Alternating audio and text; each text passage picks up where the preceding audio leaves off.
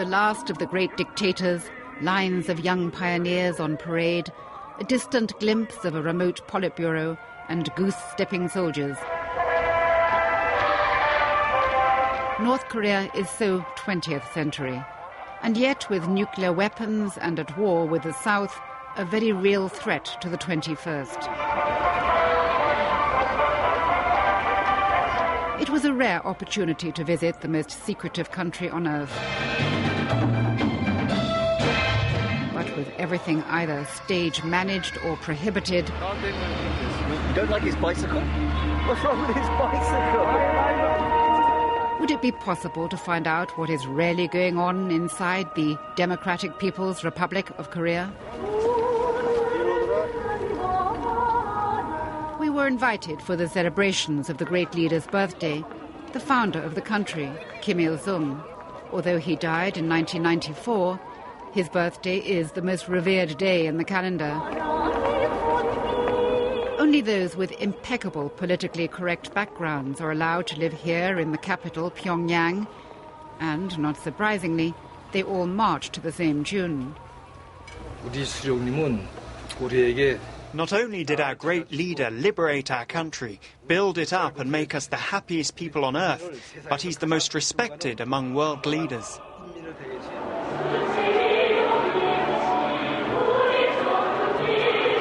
The birthday is marked by a public holiday and floral offerings, confusing to the outsider, even in this country of the bizarre. Today is his birthday. I realize that, and so you're giving him flowers.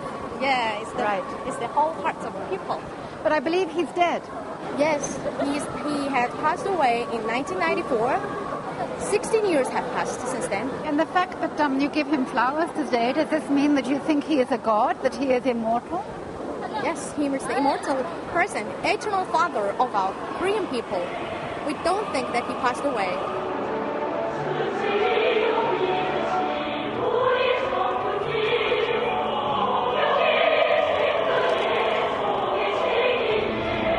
And so the great leader is president for life and the afterlife, while his son, Kim Jong-il, the dear leader, is head of the ruling Korean Workers' Party and in charge of running things in this life.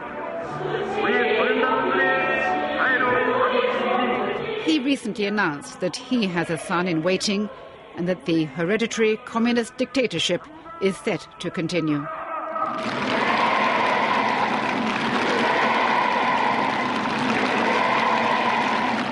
Thousands have been mobilized to mark this important day, and we saw scenes of genuine adoration and grief among those invited to view the embalmed remains of the president in the mausoleum behind, where we weren't allowed to film.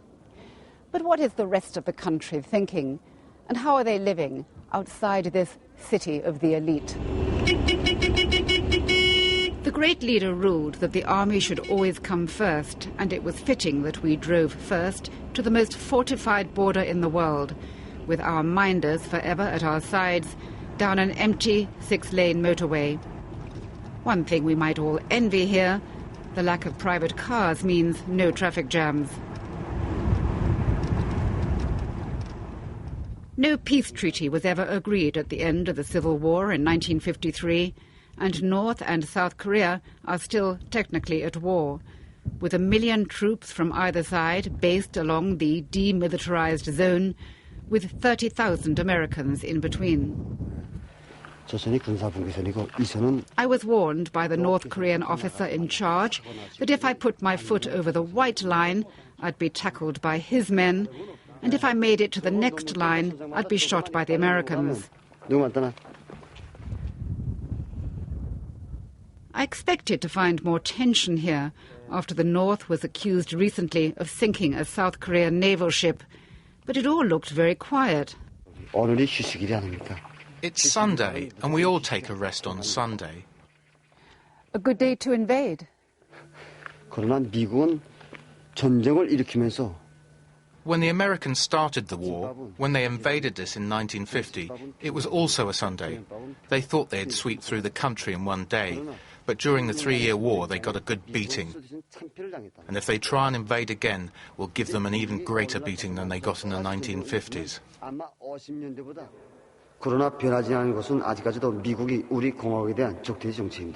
At the military museum here, George Orwell would recognize the rewriting of history by the Ministry of Truth.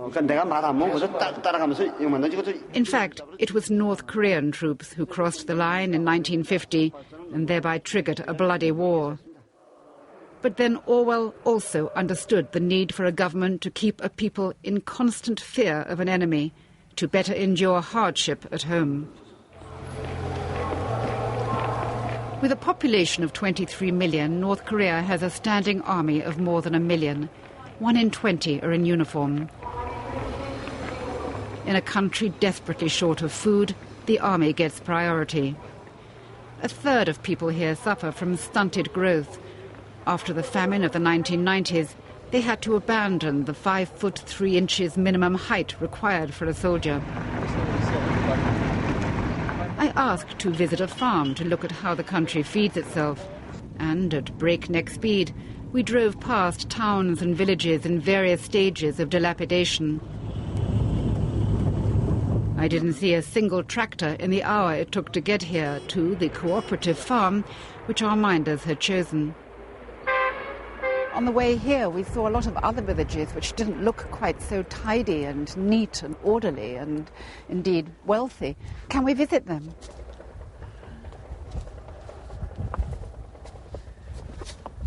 Is that possible? No?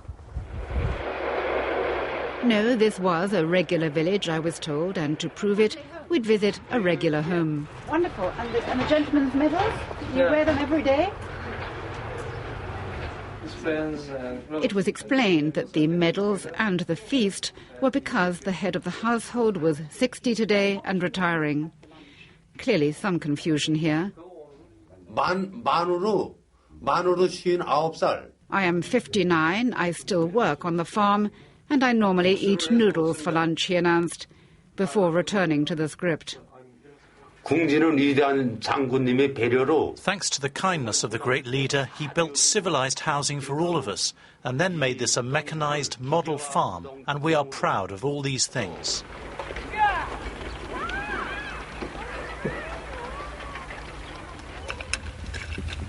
There was not much sign of mechanization at the model farm, though a lot of effort was going into painting political slogans. When a tractor eventually drove into sight, the chief man here, Mr. Joe, appeared to be trying to hide something from the camera. He told the tractor, bearing the European Union logo, to drive away. After all, the country claims to be self-sufficient in everything, even food. Mr. Joe, even your tractor, I saw, was donated by the European Union, so the country is not surviving without aid. As was to happen time and time again, my minder refused to translate. Shall I say that again? Do you not understand the question? I can understand, but it's going to... I'm sure Mr. Joe knows all this. It's not a surprise to him. In the end, they negotiated an acceptable response. 다른 지역들에서도 그에 대해서도 좀 얘기해 줄 수 있는데 다른 농장이라든가 다른 지역들에서도 뭐 이러한 어려움들이 있겠는가. We had problems for a short time, but with our own industry and output, we can produce enough crops on our own without any support from outside. The problem he refers to was the famine of the 1990s. Pictures smuggled out of the north at the time show the horror of the disaster, which, aid agencies claim, killed up to 2 million people. Over 10 years on, the World Food Programme is still feeding people here because the country can't produce enough food and the daily government rations are not enough. From our van, we could see shop fronts and stalls and long queues. Were these the government ration distribution points? Or were they the private markets which people who have money depend on to survive? Again, we weren't allowed to stop. The private markets are an embarrassment to the communist government, and anyone who appears to be returning from them loaded with shopping is shooed away from in front of the camera, like this woman with her trolley. What's the matter with him? And a man with a bag on his bike. It's as if shopping for food is a state secret. Whenever I asked to go to the market, I got the same response. The market. There's no market here. The market is not open at this hour. I just want to get a glimpse into how people in this country live. We were beginning to attract hostile attention, and so we returned to the official program.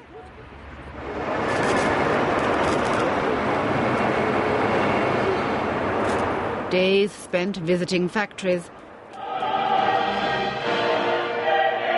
and evenings at the theatre, where I sat alongside equally bored-looking generals, watching a ballet about the triumphant building of a hydroelectric dam.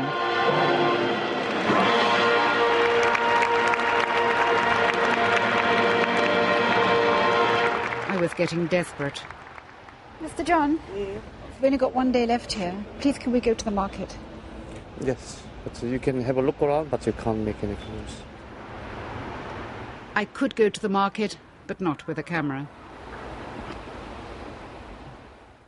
The market was bustling with activity, and the counters loaded with local produce, vegetables and meat, and from China, electrical goods, fans, cooking utensils, clothes, shoes, bags, the lot.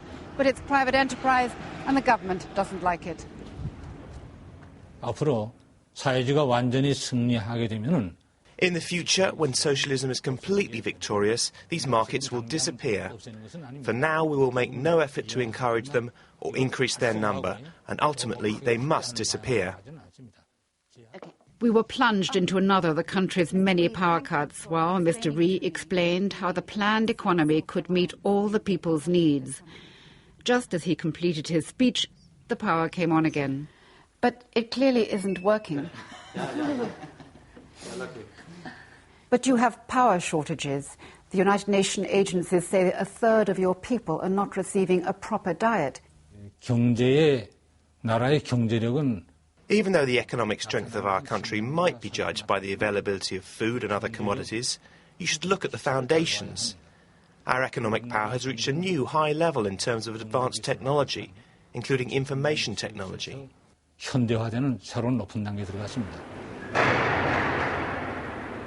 I asked to visit an example of this advanced information technology and was taken to the Pyongyang University e-library and introduced to North Korea's internal intranet. How do you access the World Wide Web? What internet providers, what search engines do you use? I can't directly. Ordinary people here are forbidden access to the internet. The dear leader has arranged for all that they need to know to be put on a closed system. You know what a hand grenade is, don't you? Yes, I know. The hand grenade was just going to blow up, but... The spoken English among university students is very good. How do they do it? Thanks to the great leader Marshal Kim Jong-il, we can see British films and even American films, even though the America is our enemy. For example, the Sound of Music. You mentioned your great leader, yes. And we have heard a lot about him while we have been here in Korea. What other world leaders do you admire? I also know many other leaders, such as Stalin and Mao Zedong in China. Stalin, Mao, you can be forgiven for asking what century they think they're living in. I came across graduates who hadn't heard of Nelson Mandela, let alone Google. But then, if you're not told, how would you know?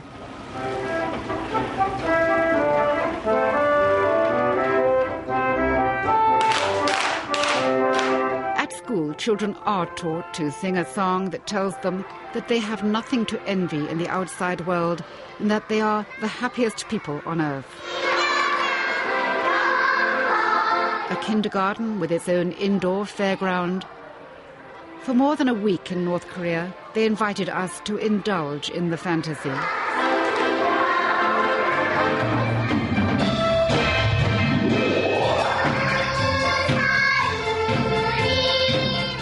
think what surprised me most here was that they could believe, that we would believe, that what they showed us was for real.